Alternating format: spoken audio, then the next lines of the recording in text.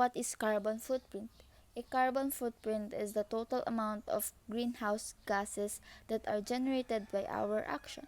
The average carbon footprint for a person in the United States is 16 tons, one of the highest rates in the world. Technically speaking, carbon footprints are divided into two distinct categories. These categories are the product carbon footprint and corporate carbon footprint. Both are strong indicators of your carbon footprint liability.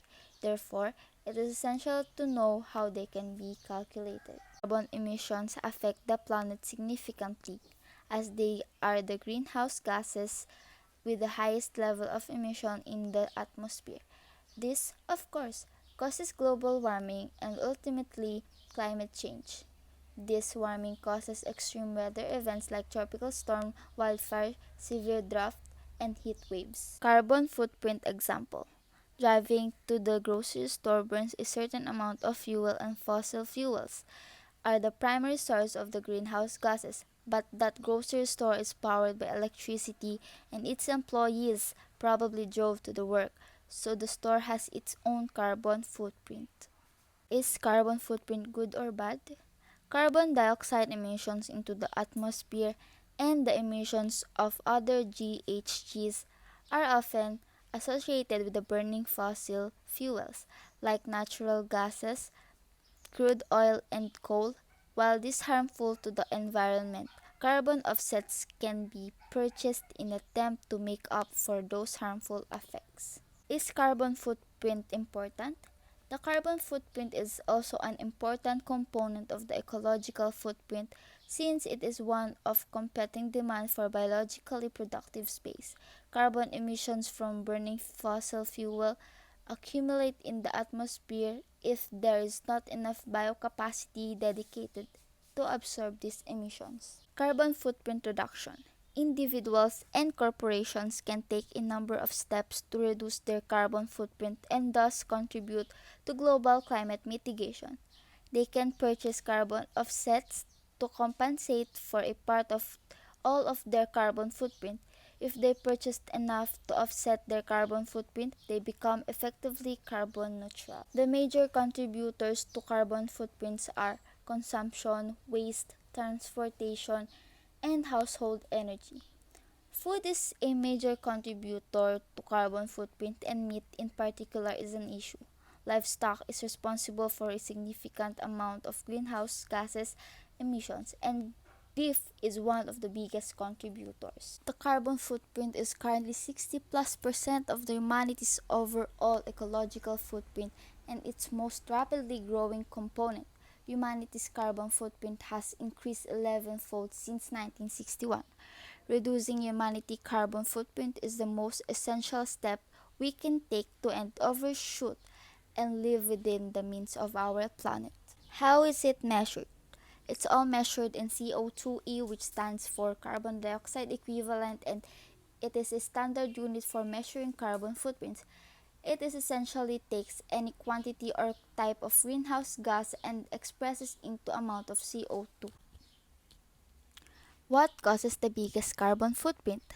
It includes carbon dioxide, the gas mostly commonly emitted by humans and others, including methane, nitrous oxide, and fluorinated gases, which trap the heat in the atmosphere, causing global warming. Usually, the bulk of an individual's carbon footprint will become from transportation, housing, and food. What should my carbon footprint will be? The average carbon footprint for a person in the United States is 16 tons, one of the highest rate in the world. Globally, the average is closer to 4 tons. To have the best chance to avoid a 2 Celsius rise in global temperatures, the average global carbon footprint per year needs to drop under 2 tons by 2050. The carbon footprint concept is related to the grew out of the older idea of ecological footprint, a concept invented in the early 1990s by Canadian ecologist William Rees and Swiss-born regional planner Mathis Waker-Nagel at the University of British Columbia. What causes carbon footprint?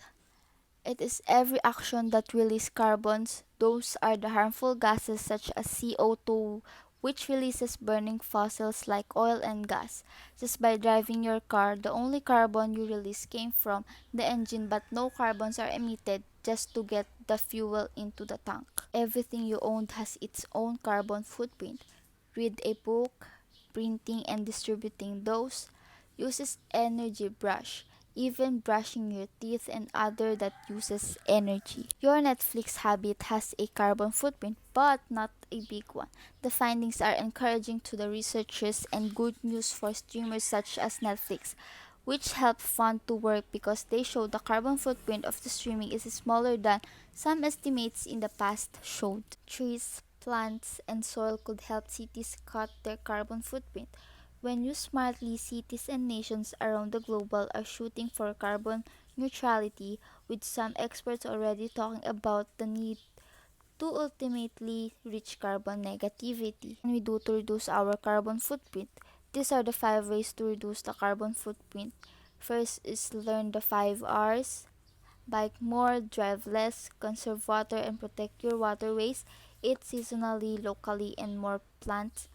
Lastly, switch to sustainable, clean energy. That's how we can reduce our carbon footprint. Tips for reducing your carbon footprint for the students. Follow these following tips.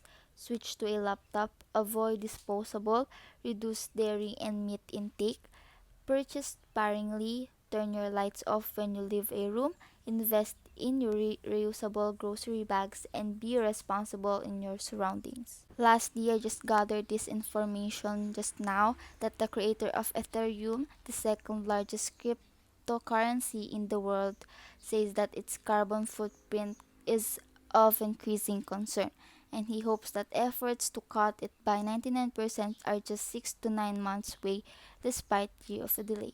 And that's it. Thank you so much.